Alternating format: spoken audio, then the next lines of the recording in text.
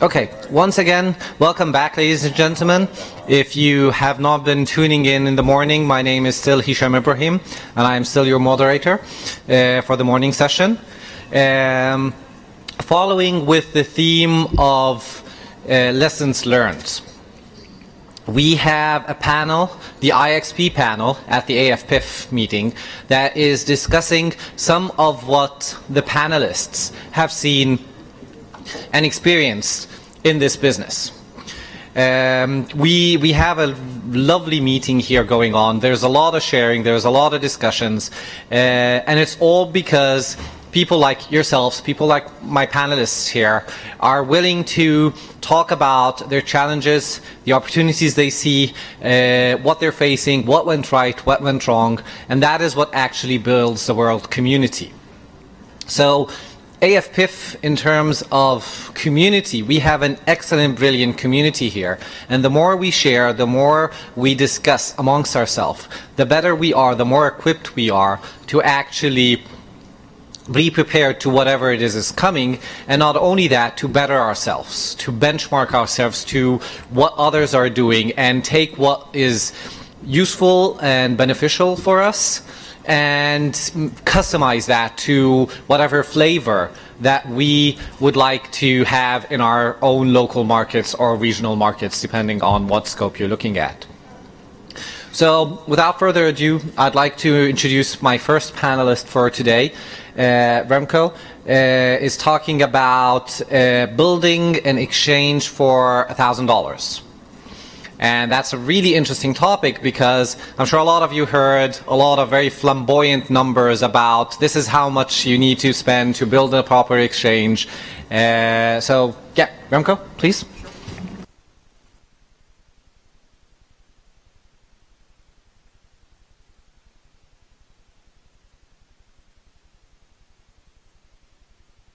And Mike? Slides number one, lovely. Good morning, everyone.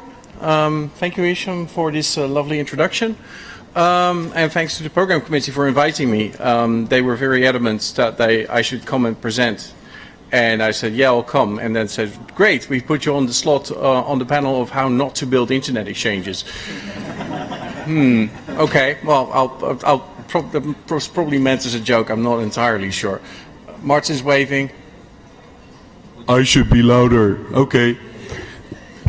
Yeah, so I'll just bend over like this and make it work.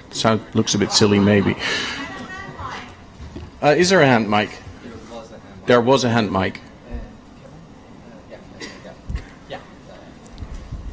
Oh, it needs new batteries. I'll just start talking now. Apologies in advance for having your stock markets and your currencies crash. I realized that over the weekend $1,000 has become a lot more expensive over here. But still, here we go. So I'm talking about $1,000 internet exchanges. My name is Remco Van Mook. I'm currently unaffiliated, which is how I like it. And let's do this. Yes. Here we go.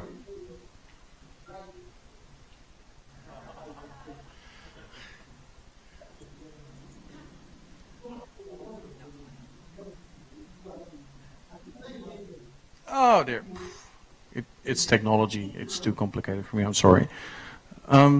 So before we start, this talk is really just about setting up not-for-profit, locally run, community-owned exchanges. Some of this may apply in other scenarios, some of it may not, but that's up to you. Also, I am not trying to push any particular vendor. I've given you a couple of examples to give it a bit of a more concrete look and feel. You can swap this out for any vendor you like, as long as their price tags are not outrageous. There's a huge difference between setting up your own local community-run internet exchange and extending an existing big exchange into another market. So that has completely different dynamic to it. And importantly, in Africa, your mileage may vary, especially local regulations that could be licensing, VAT, import duties can of course have a large impact on what you end up doing. So with that said, going back to 2001, I built my first internet exchange right on the border of the Netherlands and Germany, and I bought 2 switches. And back in the day, that was big metal. There's a picture of it right here. And it had 16 gig ports and 48 1000 meg UTP ports, 4 1 kilowatt power supplies, and most importantly, a price tag that was well over $100,000. And after a lot of hard work talking to people and God knows what else, I got 10 paid customers on that platform and about a gig of traffic, which, I mean, back in 2001 was not bad, but look at the size of the box. I was maybe a little bit underwhelmed. But more importantly, I mean, this was at the time where internet exchanges were not quite in its infancy. There were a couple of big ones around, but it was still a business that had not much established. There was not much to learn from. There was no real market to research. But if you go back to now, there's plenty of IXPs around, so you actually can do market research. We've also come to the point where higher speed internet Ethernet interfaces have been commoditized to death. So you can get a lot cheaper, more commoditized switches to do a lot more stuff. And there's now plenty of opportunity to learn from other people's mistakes. The road to here is littered with failed internet exchanges. So here we go. So what do you need to do if you're a new IXP? First of all, you need to research the market. You need to figure out, what does this look like? What can I expect? What should I build against? After you've done that, you need to start looking at who's going to connect. What's my community? Can I get them together? Are they interested in doing such a thing at all? Once you've done that, you can start looking at building a platform. Once you've done all of that, then finally you figure out the content providers, because that's a special story on its own, which is going to be covered this afternoon. So market research. This is the hard part. I've done it for you. Isn't that grand? So I'll tell you what you want. So I've got data from EuroIX. Thank you, Bijal. It's all hot off the presses. It's the peak traffic data from 204 internet exchanges around the world from July. In my analysis, I skipped all of the exchanges that had no traffic because they hadn't submitted it yet, or they don't publish it online, or actually the internet exchanges have fallen over. That also happens. And the question I'm asking myself is, how much traffic should a starting IXP expect / design for? And so here's the data.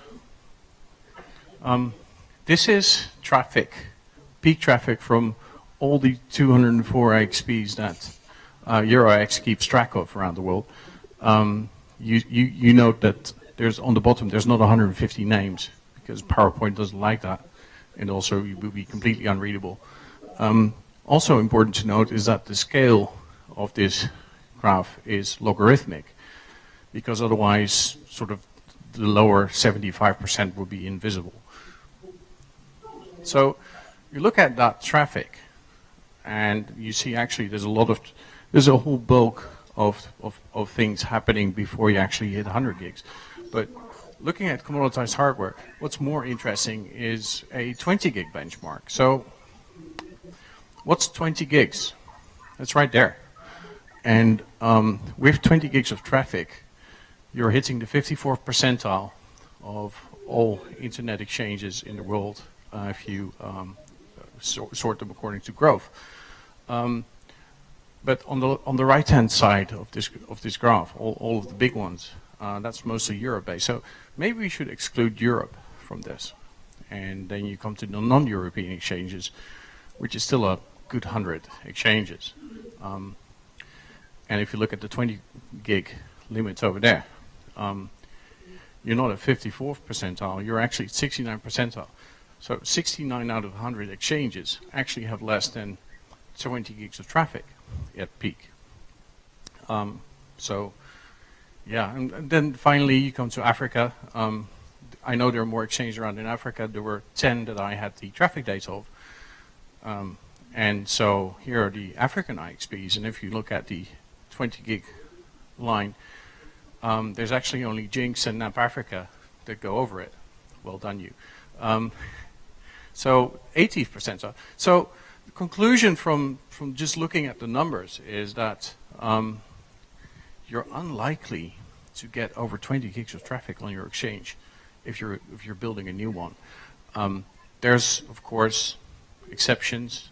There's a new exchange in Florida that got like 100 gigs of traffic in 6 months' time, but that had some very specific market conditions. You should probably design for initial 50, maybe 20 customers, and you're not going to get rich doing this. So what do you do when you build an exchange? First of all, you need to grow. You need to get something started, and you don't need to worry about scale. Not at all. So, and once you start filling up a switch, then you start thinking about what you should be doing. So first you grow to scale, and then you start thinking about how to scale to grow.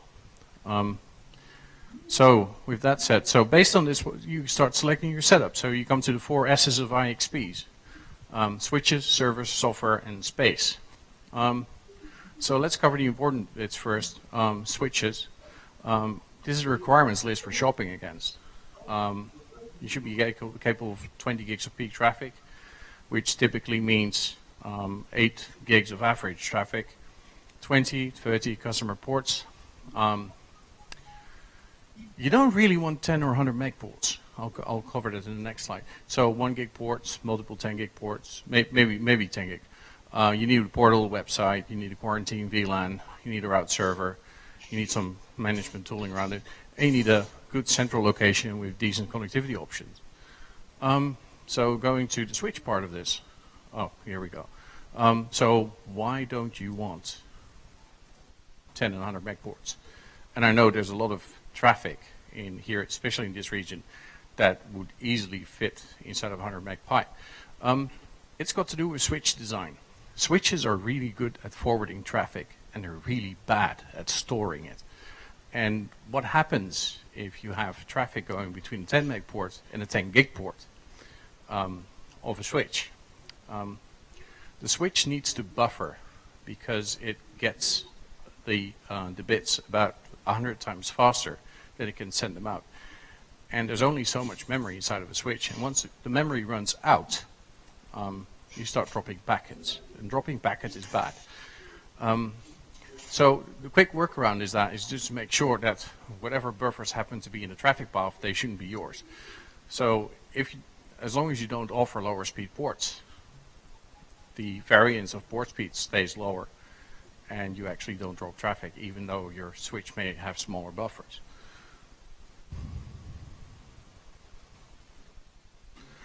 So with that, I went through a couple of options for gear that you could buy.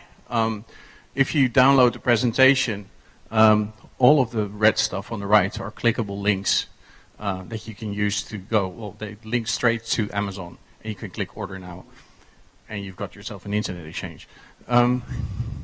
So the most basic model is like 24 UTP ports, gig, a couple of SFP ports. It's $350. And you go down the list, and there's a bigger one that actually does a couple of 10 gig ports, and it's got $500. And there's larger ones that actually have a bit more ports, and there's one that has a lot of fiber ports in case most of your customers are not in the same data center or have other requirements. And finally at the bottom, by far the most expensive one, is a setup that has 48 or 1 gig and 10 gig ports that you can pretty much do whatever. And then of course you need servers. Well, there's a really simple server. You can buy a super micro with dual atoms, and it's like $500. Or you can do some basic Dell switch, or you can really, if you want to splash it, you can buy a Dell for $6,000. You can also buy a Dell for $20,000, of course, but that would be completely pointless. The software side, it's already been covered by quite a few others. There's the fantastic IXP manager. There's also ISOC is maintaining the IXP toolkit that if you're even considering looking at building an internet exchange, you should definitely look at. It's fantastic. Don't even think that you can do a better job. Certainly not initially. So if you want to get something running, this is really all you need on the software side. And the space side, what you really want is a mutually convenient existing space with existing connectivity options. You don't really want to build a new building and then start harassing all of the carriers to pretty please with sugar on top, build their networks out, make a business case of coming to that particular building just to be connected to an internet exchange where they can't sell any traffic. You could do that. Absolutely. It's going to take you 10 years. So once you find that space, you need to assure that it's got neutral cable entry, roof rights, and so on, whatever is the prevalent kind of infrastructure where you're building this thing. And the IXP requirements, what the IXP actually needs in sense of data center is actually very modest compared to all of the gear that will be connecting to it. And you need to realize that, well, I've worked for a data center company, a very big one. There's no such thing as a free lunch. A data center that will give you free space and power is looking for something. And what that is, you'll find out quickly. It certainly won't help you being neutral. So here's setup number one. So I bought myself a switch, $350, a server, $500. I've got some cabling and cable management, and that gives me a grand total of $952. And I've got, like, out of my 1,000, I've got $48 left. I can buy a couple of 6-packs and do my first community meeting. Job done, right? So that concludes my, no, it doesn't. So you can go a little bit bigger. If you find another $600, you can buy a bigger switch and get to a couple of 10 gig ports, and you can actually grow this a little bit more. You can go do the fiber option, which has a bunch of fiber ports, so you're looking at still the same number of ports, but there's a lot more remote connectivity that sets you back the best part of 4,000. Or you can splash and go for the bigger one, where you're actually buying 2 switches, one for 10 gig ports and one for 1 gig ports, and a bunch of servers and some optics and cables and what have you, and that sets you back a total of 21,422. This is the biggest configuration that I think anyone's likely to need in the first 3 years of any internet exchange. So with those sort of shopping lists set, let's look at business cases. Here's a quote from one of my favorite movies, Jackie Brown. $500,000 will always be missed. You can always spend a shitload of money on a project, but you have to realize that with spending a shitload of money on a project, there will always be questions. And the more money you spend, the more questions there will be. And if the project fails, there will be a lot of questions and a lot of unhappy faces. However, if you just spend $1,000 and it fails, then everybody has a laugh, we had a good time, and we're going to do something else. So no business case is, of course, complete without a bunch of assumptions. With this, given that I'm assuming the local community-run exchanges, I'm not going to assume any organizational costs, just the gear, keeping it running. I didn't include any import duties, taxes, VAT, license fees, telecoms regulators, bribes, whatever else you may need. I also assume that whatever platform you end up choosing, you're going to fill that in 3 years' time. I've set the power cost, which is actually pretty relevant for an internet exchange because that will end up being a major cost factor, to 40 cents per kilowatt hour, which may sound like a lot for people in the data center business, but I included everything else in that power cost. So all of the data center costs should be included in that. And of course the revenue I've based on port months, which is quite simply the number of ports you're selling in any given month and how much revenue is coming out of that. So with that, I set the 1 gig port cost for my fictitious exchange at $50 of setup and a huge amount of $10 a month for a 1 gig port. And if I'm selling 10 gig ports, they're $250 setup and $50 a month. So here's setup number 1. I've spent $952.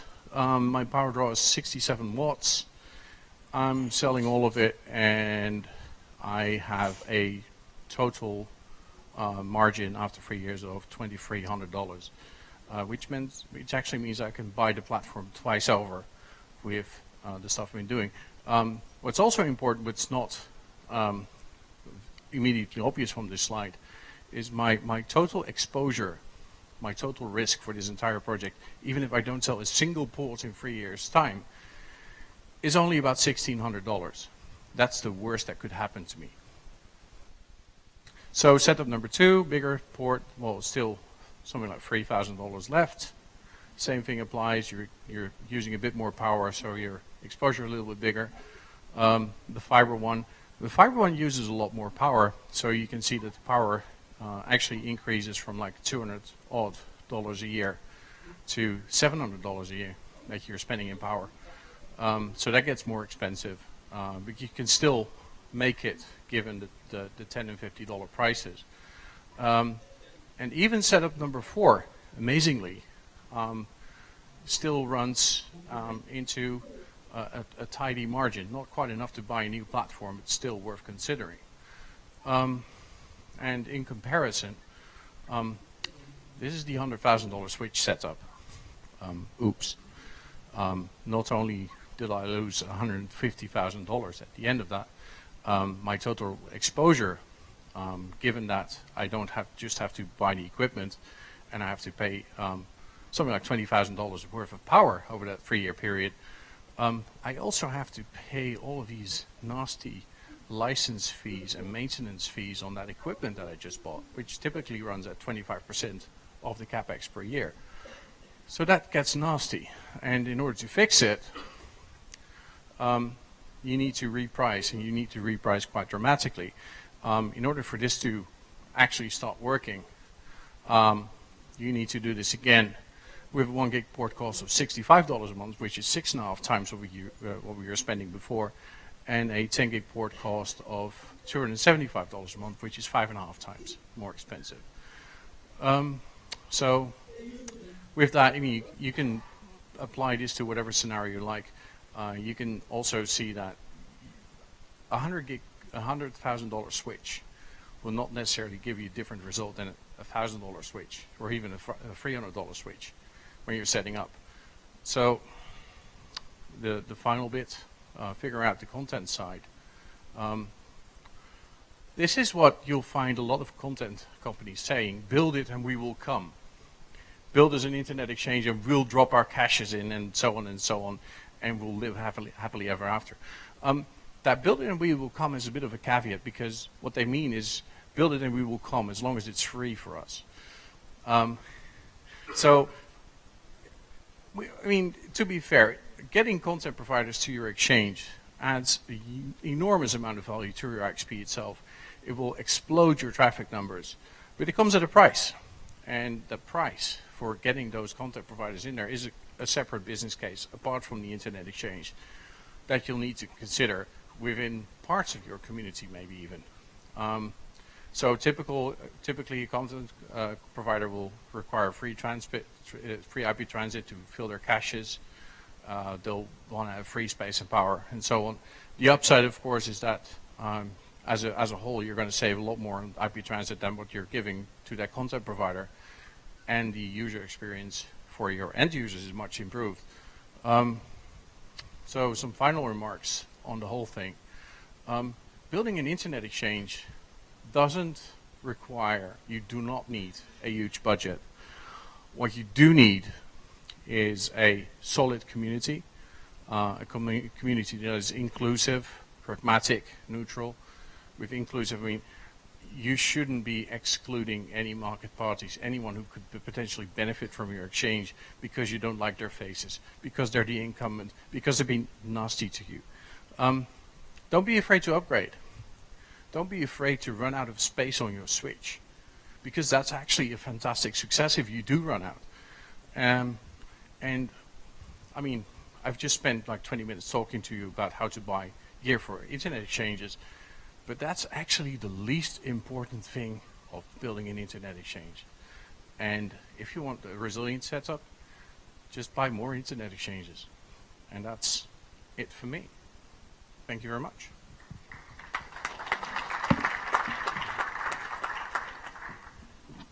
Thank you, Remco. You've given us a lot to think of, and I think it's going to stir a lot of conversation, but we're going to keep the Q&A to the end. We now have a second presentation that I think also will stir a lot of debate and conversation as well. So I'd like to welcome Arnaud Vinois from France IX to make his slides, please, and talk about why and how to interconnect exchange points. Interesting topic. Thank you.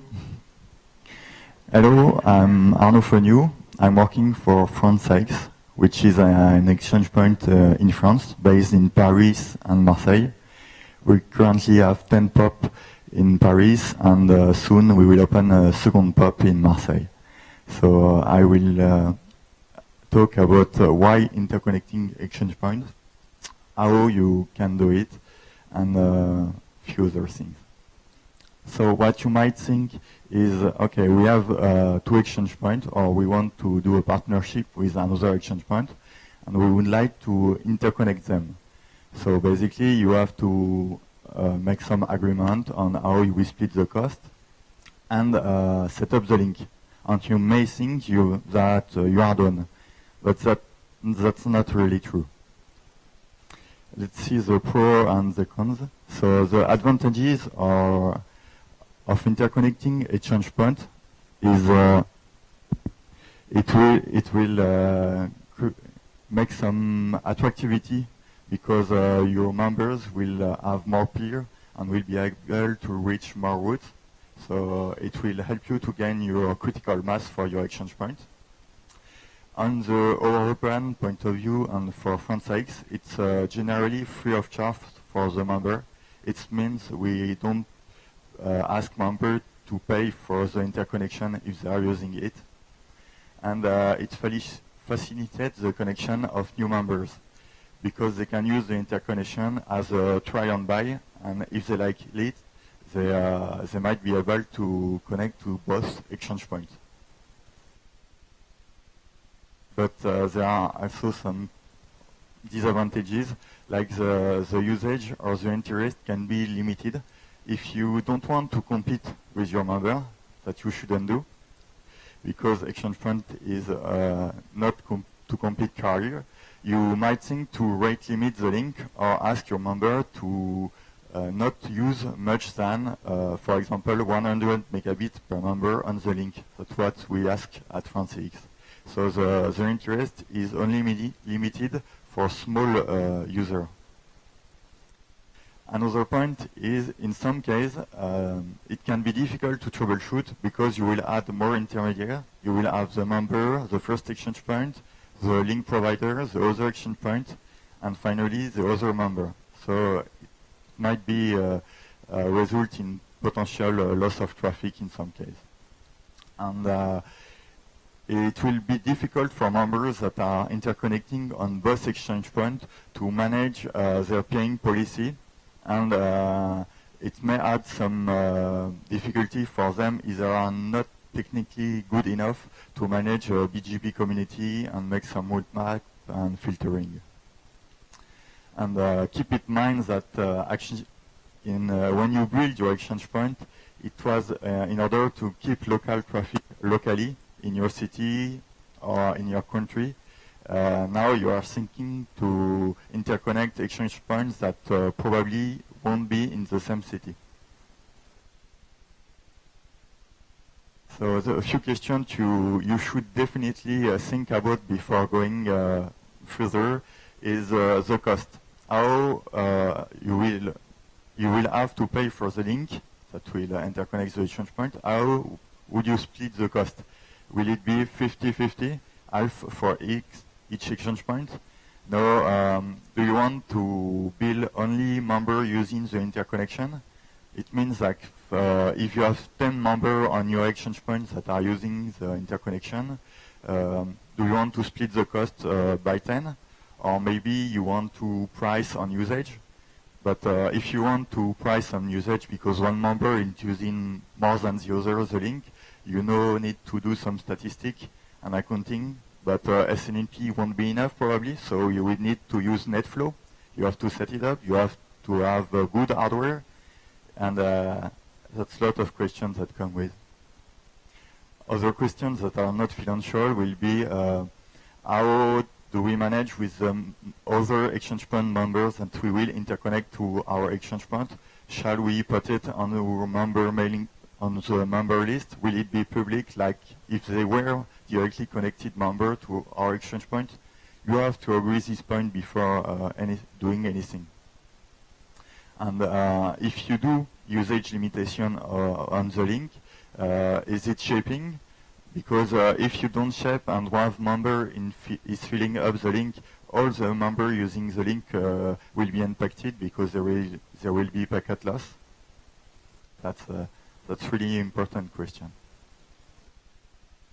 Now let's say you have agreed on this point and you want to define how you can interconnect exchange point on a technical point of view.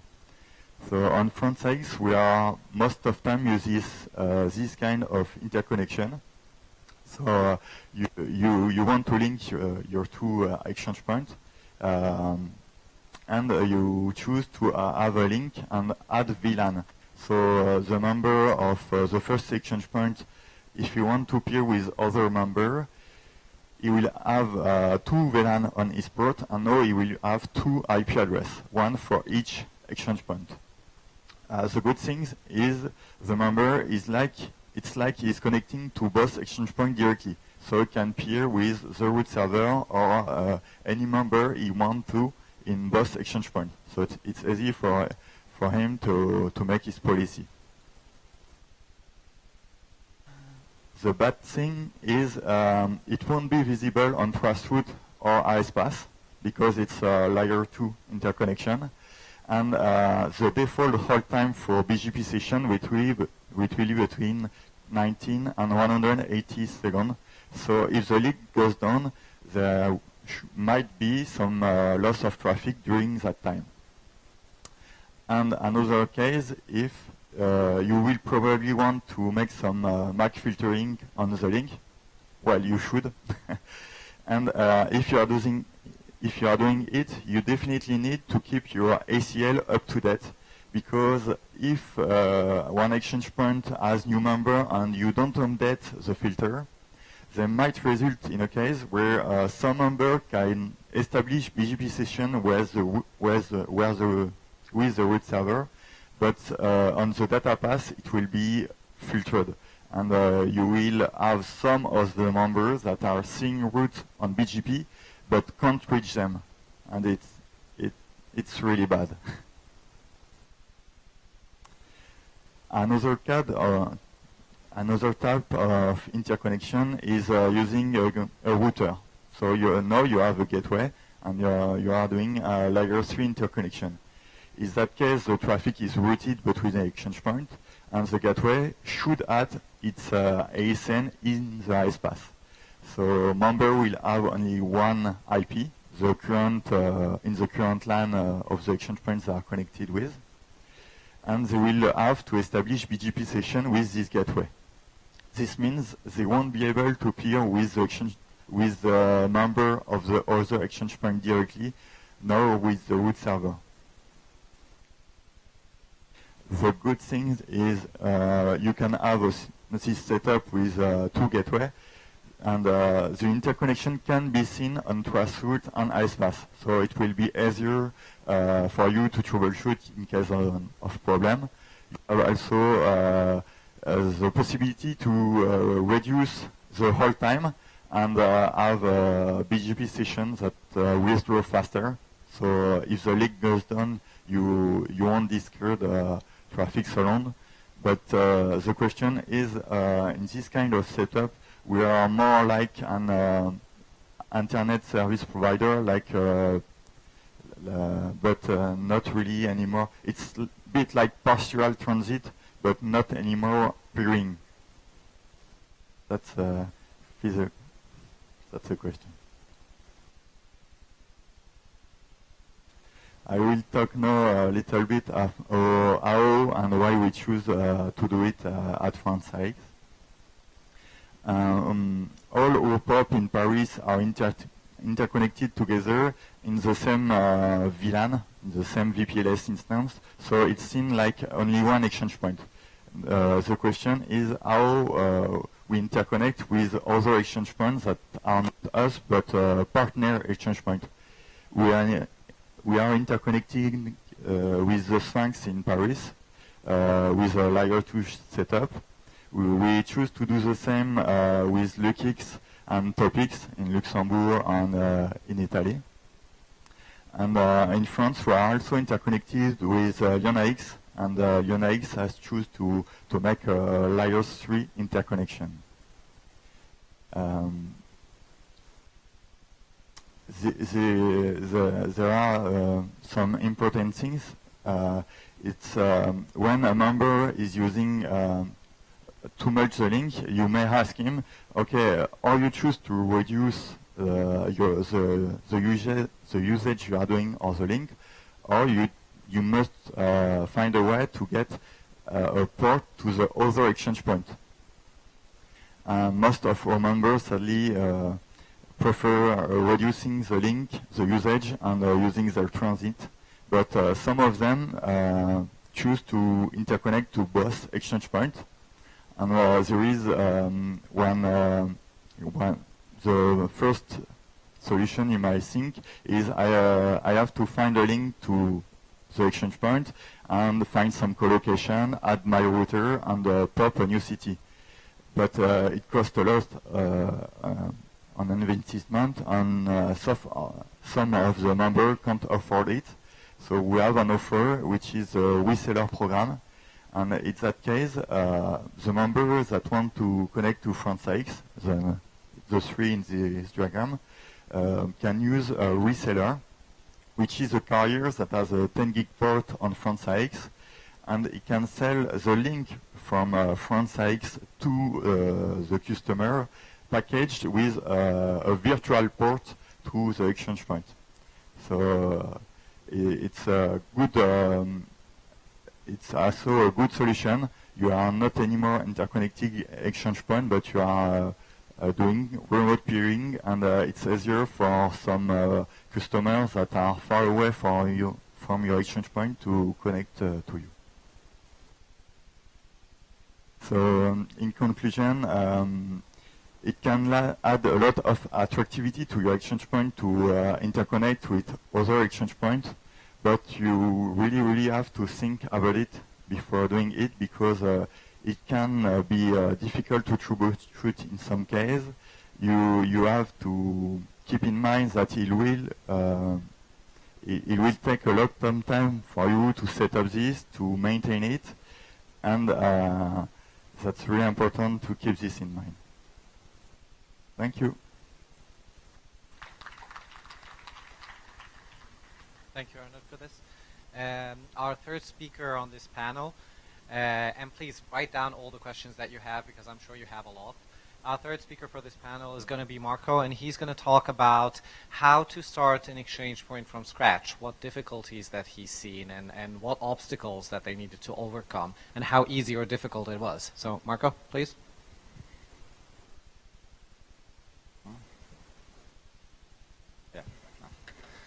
Hi everybody, I'm Marco from KINIX, and at KINIX I'm responsible for our internet exchange in Dubai and very new for the internet exchange in Istanbul. And I would like to talk a little bit about the development we did in Dubai. So I called it how to build a successful internet exchange in the Middle East. So we made a good experience in the Middle East. We had a very thrilling years there and did a lot of experience.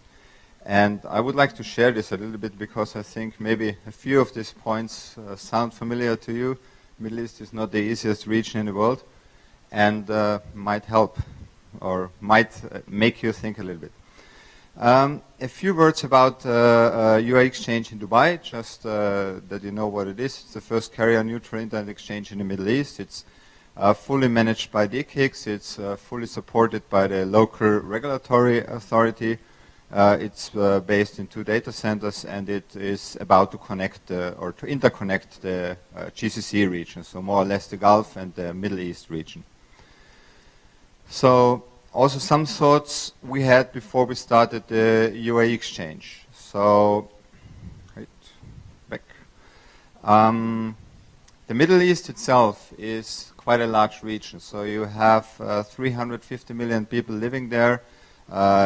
You have a more or less common understanded language. Of course, not all the people or not all the countries are Arabic-speaking countries, but more or less all the people understand Arabic. So, which makes it very interesting for Arabic content. You have quite a big growth in this region. You have quite a big internet growth rate in this region. And you have a good connectivity in the region. And it's geographically very well positioned in between Europe, Africa, and Asia. And in other branches, they already use that fact. Just think about the job they do with the Dubai airport as a hub for passengers or other things. So, but when it comes to traffic, this is the world map of traffic, and it's drawn in light. So you see this bright, shiny US. You see a very heavy lights in Europe and quite a dark spot in the Middle East. And if you want, my job there is to bring light to the Middle East. So to make it bright and shiny as well. So bring back the traffic. So most of the traffic of the Middle East is exchanged in Europe. So I think regarding telegeography, it's 80% or even more. But you have a very nice cabling situation. Sea cabling situation in the Middle East is great. Almost all the sea cables from Asia to, or all the sea cables from Asia to Europe pass by in the Middle East. Almost all stop by in Dubai. Even some sea cables from Eastern Africa pass by or break out to the Middle East. And I wouldn't say, well, I would say this is also a familiar picture for you in the meantime in Africa. You also have a very nice sea cabling situation around the continent. And there is also a nice situation inside the GCC region when it comes to fiber connectivity. So all in all, a very good spot for building an internet exchange. So we started in 2012. It was started with a consultancy for the TRA. We started in October there with 4 initial clients. We found out that only one of them even knew that he was there, so we started with really one peer, so he had nothing to peer. And we went up to 10 peers in the first year, and now we are at around 40 networks with 40 gig of traffic peak, cover 60% of the Gulf region's eyeballs, and so on and so on. So, okay, we made our way. But this presentation is not about, wow, how nice it is to work in Dubai. It's more about the challenges. So what did we face there? What were the workarounds? What were the learnings out of it? So, and the first big thing is awareness. So the first thing we found out, it's a missing awareness we had in the Middle East. Peering was not established. So whenever I went to an operator there, I heard, we are peered anyway on our borders, which meant, okay, a Saudi operator, they have borders to all GCC countries. They had STM1s to their neighbors, but needed STM64s. So they had STM1 in place, but had 10 gig of traffic with their neighbors. So the link was full, it was not even up, but they were connected. They thought they were connected. You know that Arabs like to talk and discuss and to do these things at the capacity Dubai, but at the end of the day, yeah, it was not really connected. He said, we do open peering, we decide case by case. So I asked somebody, we had a customer, he came to us, had a 10 gigabit connection and no traffic on it. So I asked him, hey, why don't you have traffic on it? And he said, why don't you peer? He said, oh, we will peer with everybody. So I sent over peering introductions, did that, this and that. Nothing happened. And I asked him, what is this all about? He said, oh, yeah, we decide case by case and we decided not to peer. So I said, this is not open peering by definition. So what we did is we helped them to define some kind of a more reliable peering strategy. So, great idea. Why don't you come do it in our country? The first thing you hear everywhere. So as soon as you try to build a regional exchange and you go to your neighboring country and the people get awareness about it, know, oh, this is a nice idea to have an IXP, they will say, why don't you do it here? Okay. You have to ask, why don't you do an exchange in your country? There is space for enough exchanges. Every country should have its exchange. Maybe even every bigger city should have its exchange. Look at Europe. We have more than 100 exchanges in Europe. I think 140, 150. There is space enough for it. And it's a really good idea to support this, but also there's space for regional exchanges. Exchanges which cover a region and which make the region stronger to bring back the content to the region, to be honest. Also a good statement, great idea, but we will never peer with other operators from the region. I want to point to Mark Tinker. He said it in his presentation about the peering strategy of CCOM. When you peer outside your region, because somewhere you will peer with your neighbors, and most of the time this is in Europe, you finance Europe with it. I'm happy, I'm European, thank you, but this is not the plan, and this is also same true for Middle East. I always tell them, well, it's nice, we pay you for the oil, you pay us for the traffic, it's a good deal. But at the end of the day, this is not how the internet should work. The traffic should stay local, so you should rethink about it. Another argument, how can I earn money with peering? There are many answers on that. You can earn money with peering, not by paid peering. Okay, paid peering is an easy answer on it, but not the best answer on it. But customer satisfaction will make you earn more money. And if you're selling IP transit and you have peerings, you will have more traffic on your links, you will earn money right away. So, and open peering will also help you. Open peering is not just killing your revenue, it helps you to earn more money. In general, I call it awareness. So what we did in general to build awareness, we went to MENOC. So we started to support MENOC, the local, the Middle East Network Operators Group. They have 2 meetings a year, so we show up there, do presentations, sponsor it as good as we can. Also started to do the Middle East Peering Forum, or co-initiated it, and we implemented a peering manager at KINIX at the exchange point. So he helps peers with the first steps. And I can tell you, we had a peer, he started peering and shut off his IP transit. So there's a lot of space for helping the peers. So this is the same what we heard yesterday from Terraco. They did it now, or they do it now with workshops. This is actually a great idea, and it's nothing.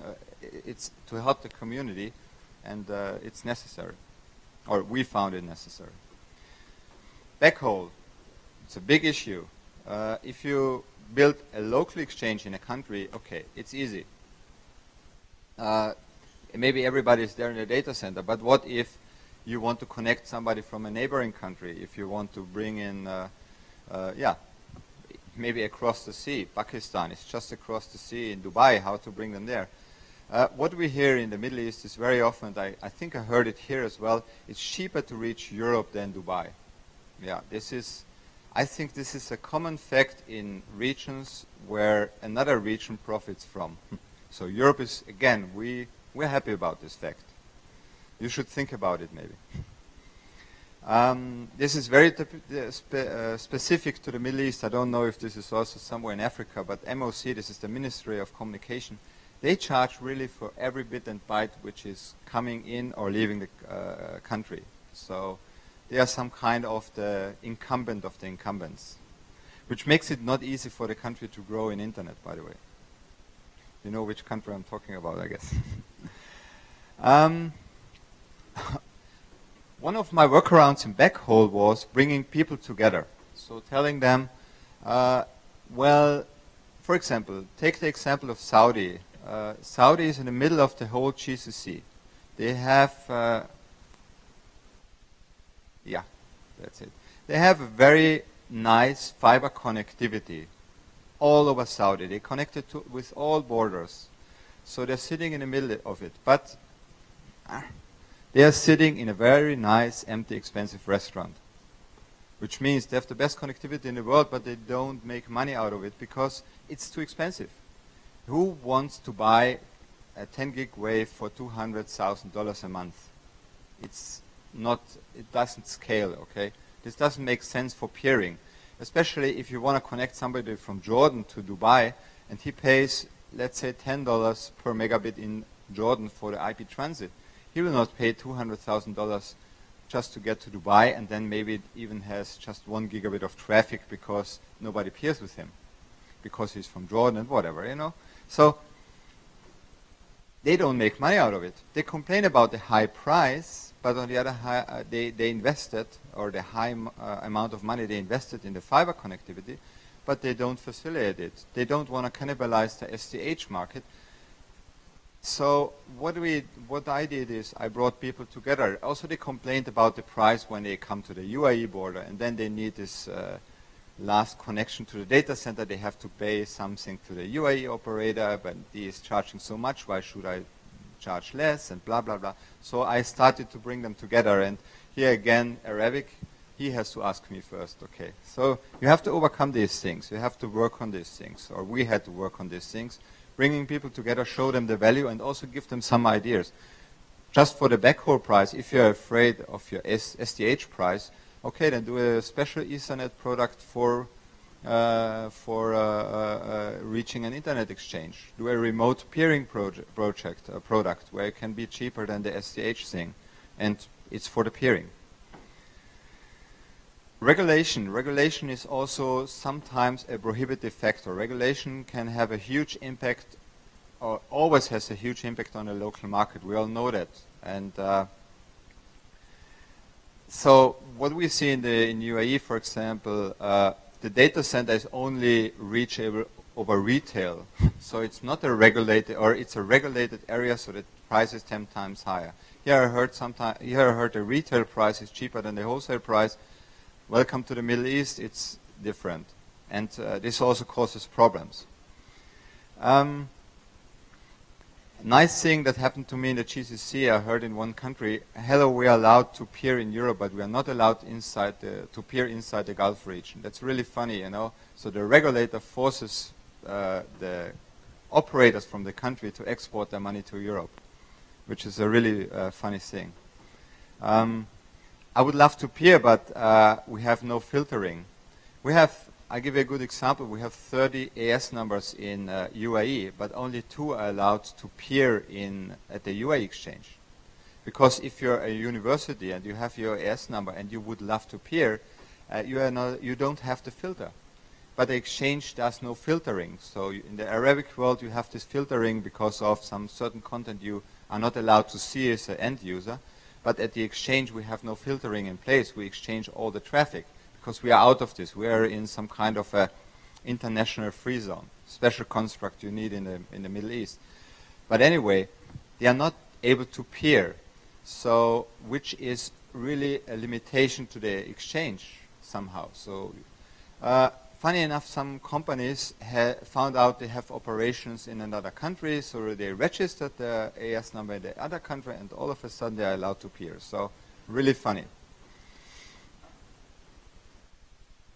Only DSPs are allowed to peer. This means in Saudi, for example, we have really many internet providers, ISPs, but only 4 of them are allowed to have international connectivity. So this is also some kind of a market protection. So, which is not really good on the market, especially if only 3 of them really do that, and and they fight against each other, but not when it comes to price. And something I really heard from a regulatory in the region, we want to establish an IXP as a platform for IP transit wholesales, which means they wanted to control the whole traffic. You remember this MOC thing? This is the same concept. So all the traffic has to flow through the internet exchange, and there we charge. So this is not an internet exchange. So the regulators are really sometimes not helpful, to say it in a nice way. What you can do about it as an exchange, honestly speaking, you cannot do much. You can support the community. You can support, you can support the IGF meetings. You can go there. You can talk to them. You can do lobbying. You can try to explain them. And one thing you can always explain is you can come with examples.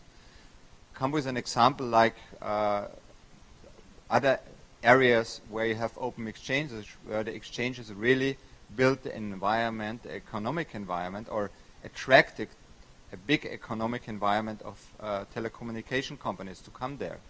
Think about Europe. We have in Frankfurt, the internet exchange is a very tiny piece of the economy in Frankfurt when it comes to revenue. But the effect DKIX, for example, has in Frankfurt that people came there is huge.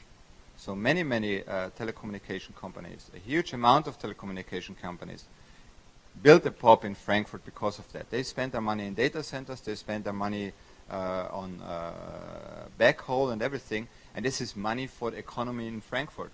It has nothing to do with DKIX, for example. It was the effect of DKIX. But DKIX is just a tiny part.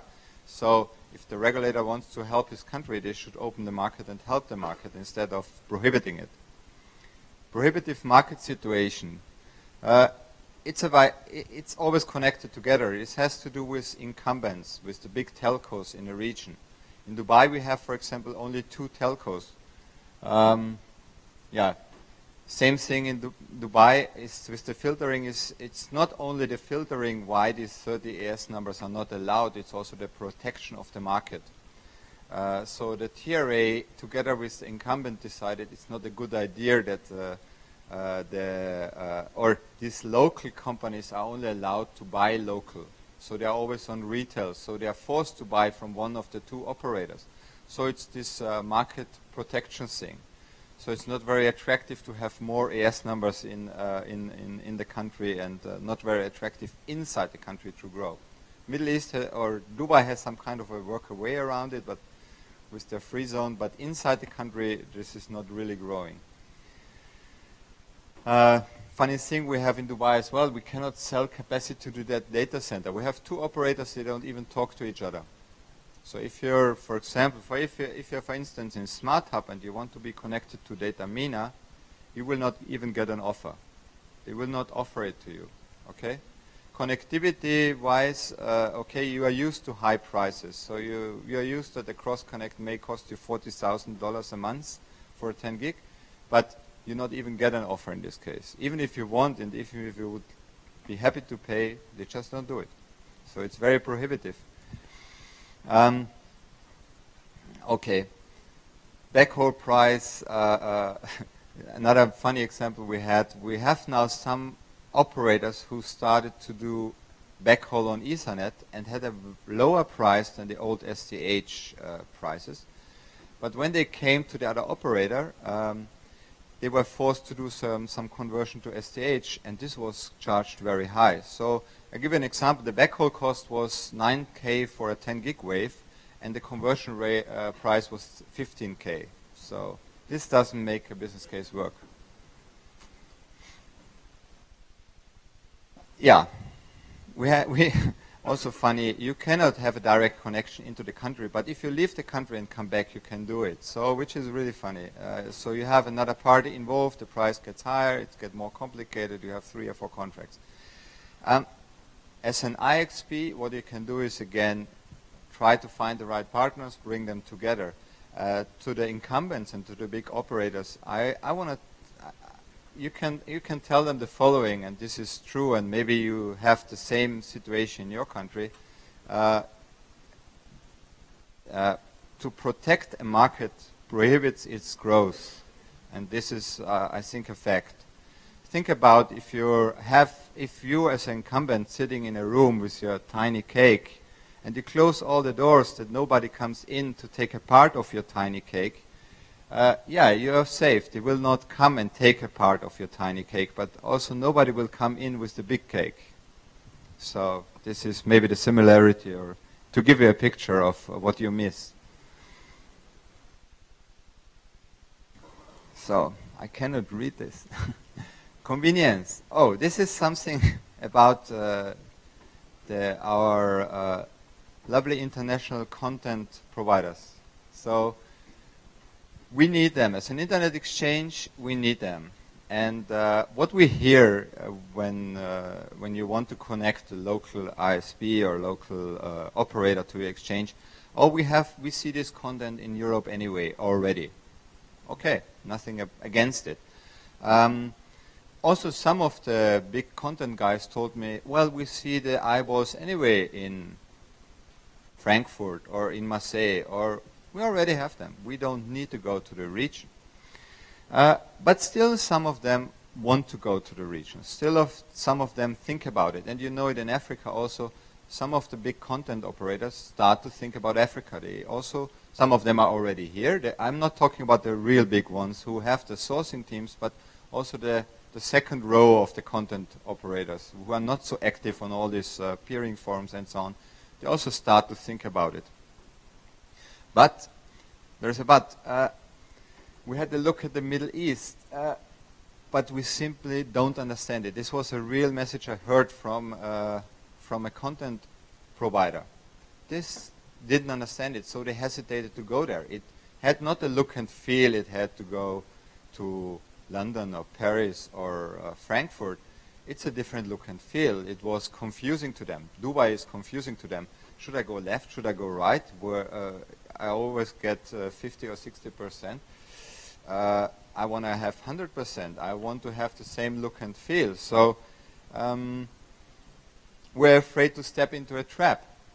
And some of them already stepped into a trap. So they hear this example of this one content guy who had a pop in the country XYZ, and they stepped out again because they stepped into a trap. It was cheap to go there, but then they were charged 10,000 for the cross connect, the next time 15,000 for the cross connect, or there was just nobody there to interconnect.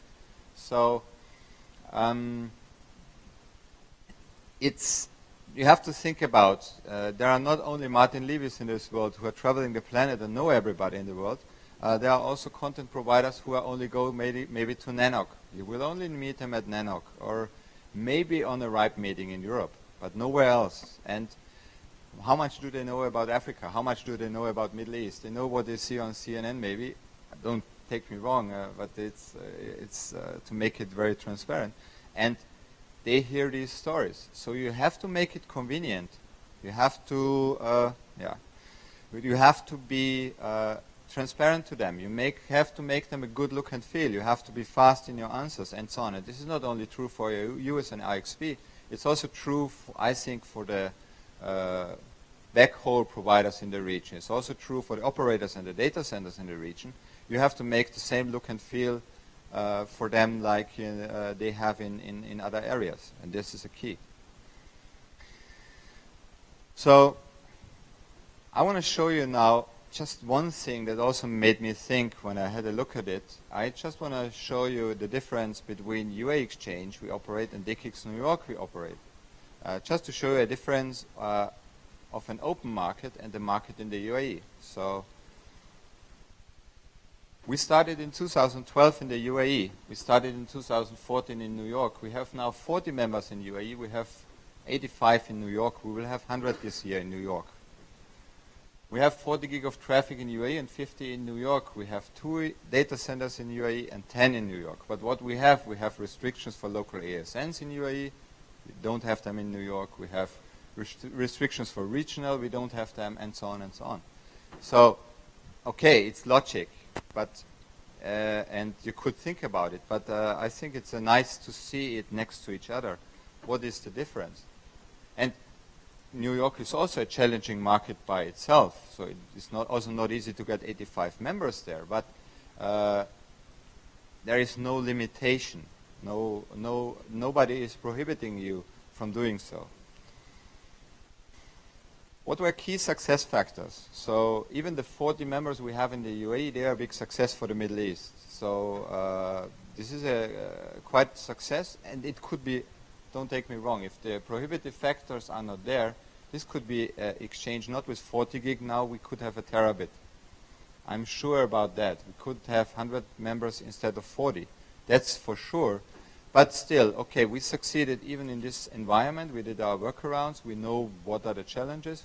We hope to fix more of them in the future to reach that goal, to make it bright and shiny, because with 40 gig it's not.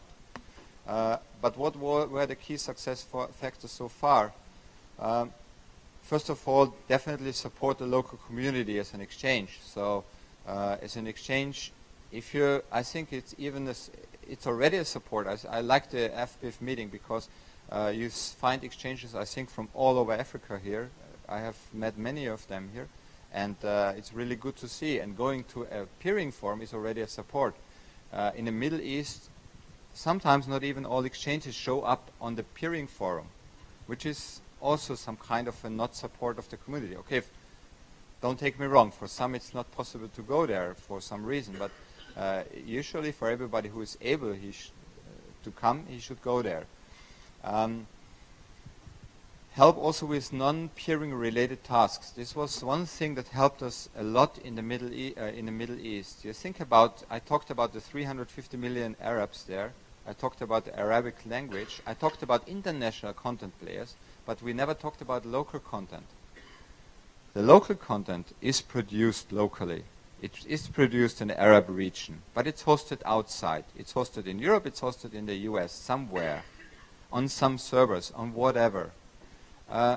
So you have to help this content to come home.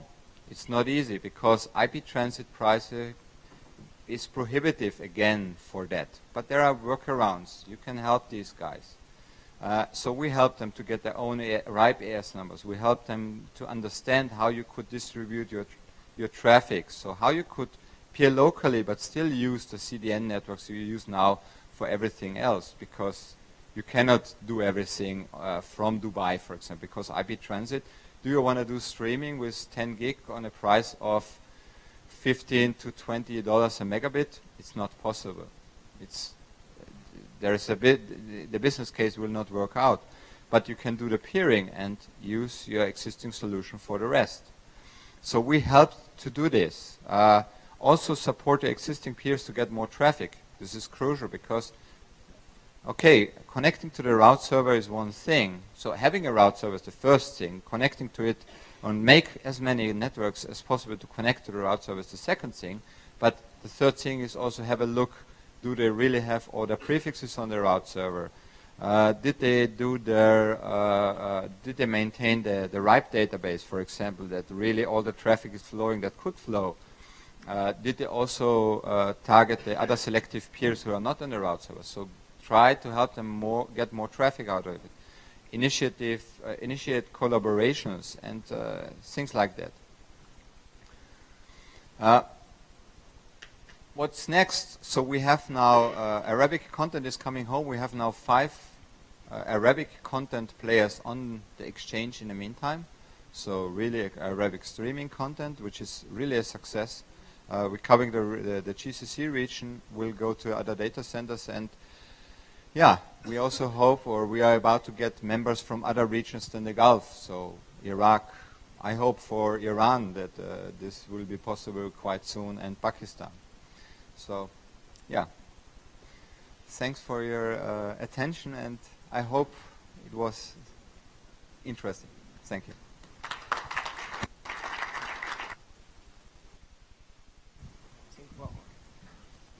Okay, thank you, Marco, and thank you to all my panelists. I will now open the floor for Q's and A's. I have a couple of questions, but no, Antonio. So I do have a couple of questions, but yeah, I'd like to take it from the floor first. So, Andrew, I see your hand up. Name and affiliation. Yes, you. Okay, I've actually got 3 questions. Name and affiliation. It's Andrew here from Liquid Telecom. I'm going to ask these questions just generally to the whole panel and whoever wants to take them. can have a shot. Firstly, I'd like to know, is the falling price of transit applying pressure to the viability of exchanges, and how do we combat that? In the past, it used to be a case of we go to internet exchanges because it saves us lots of money. And in the case where your transit's costing you $100 a meg, it makes a lot of sense. But when you get to Europe and you're finding transit at 50, 60 cents a meg, your economic case for being at internet exchanges is kind of hurt. So I'm wondering how that's affecting the viability of new exchange points, and as we plan in Africa for exchange points, how we deal with that coming reality as we try and drive down the transit prices here. The other question that I wanted to ask was with relation to the UAE and the Middle East specifically. Look, the fact is that Arabic is the second most spoken language on the African continent after English. I just checked that, and that is just the way it is. So there's obviously a lot of demand to reach the Middle East and Arabic content. But obviously the regulatory situation in the United Arab Emirates is incredibly difficult at the moment. The cross-connects are insane, particularly even in places like Fujairah where the cables connect to from Africa. They really are insane. So I was wondering, would the establishment of an internet exchange in a place like Oman potentially create some pressure on the UAE to change their regulatory situation, create some competition even between the UAE and Oman, and potentially drive down the prices, which would be of huge assistance to Africa? So I'd like to hear a couple of comments on that. Thanks. So they were two questions or three? I only counted two. I had a third one. Let me just find it quickly. I tell you what, take those two while I find the third one. I wrote it down somewhere. Well, short answer to both questions, yes. Long answer, the IP transit thing in Europe, and this is my very, very personal belief, is there is absolutely no argument anymore to go to an internet exchange just because of the price. That's not valid. And if the price is the only argument to go to an internet exchange, and if the price is the only argument for the internet exchange for people to come, then this will not work out on the long run, because we are almost even, and if you calculate the total cost of going to an internet exchange, we are even, especially if you are a talented IP transit buyer. So the argument, and I had my own ISP in Austria running for a long time, and I had always other arguments for the peering. I always had the argument of quality. This is the first for my end users, because I had the experience that if you lay your content or your traffic in the hands of a tier 1, you are also rely on the talents of their networking team, of the talents of their peering guys. You also can be the victim of some peering fights they have, of full ports, whatever. You don't have the control over the traffic, and as a ISP, I always had the feeling it's a good idea to have the control over your traffic and to control it as much as you can. And you should also see the value you can get out of the peering next to it. We sold IP transit to other ISPs, and I can tell you, whenever we competed to a tier 1 in a multi-home scenario, we got a bigger bunch of traffic. So this was actual revenue for us, because we had the shorter routes, so we got the traffic, we got the revenue. So for us it was always these arguments for go to peering, and this is sorry, did I say something wrong? Level 3 is controlling the room.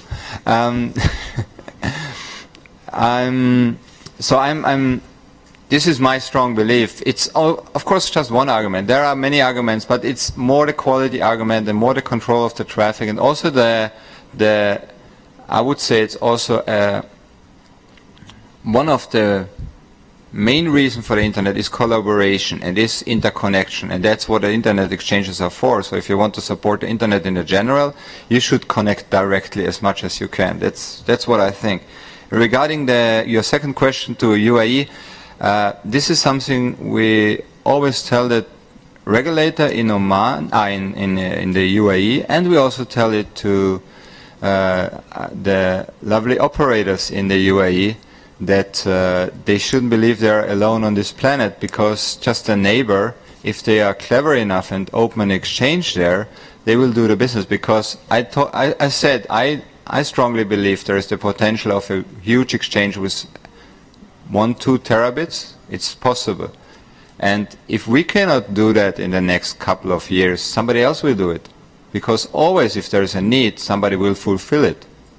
That's for sure. So Oman is definitely a threat to the UAE thing, but until now nobody did it.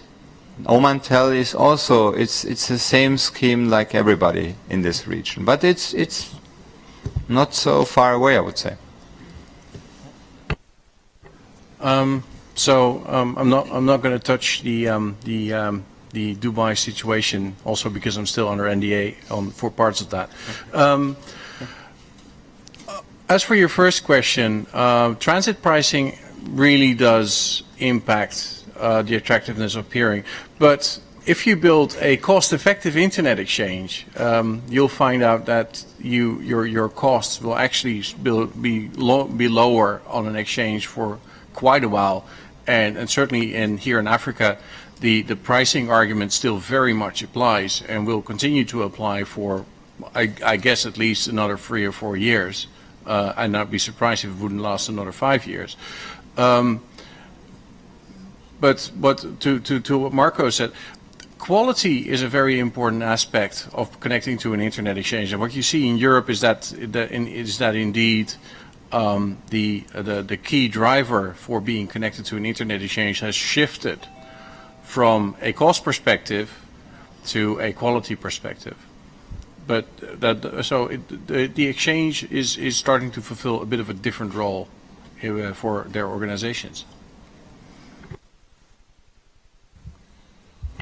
I remembered that third question. Go ahead.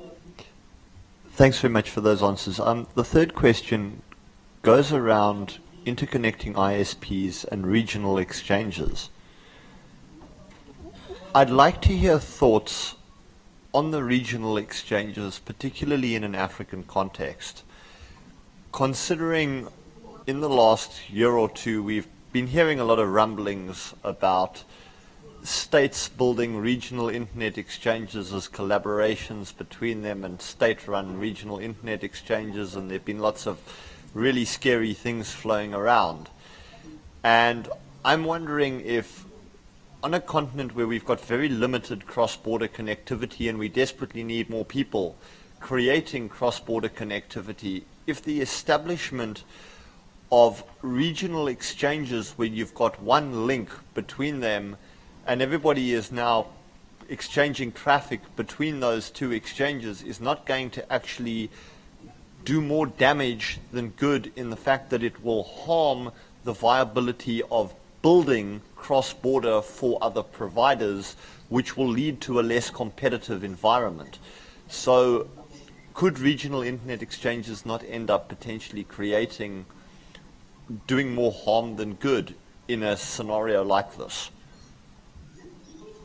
I know panelists want to answer that, but let me first redirect that question to the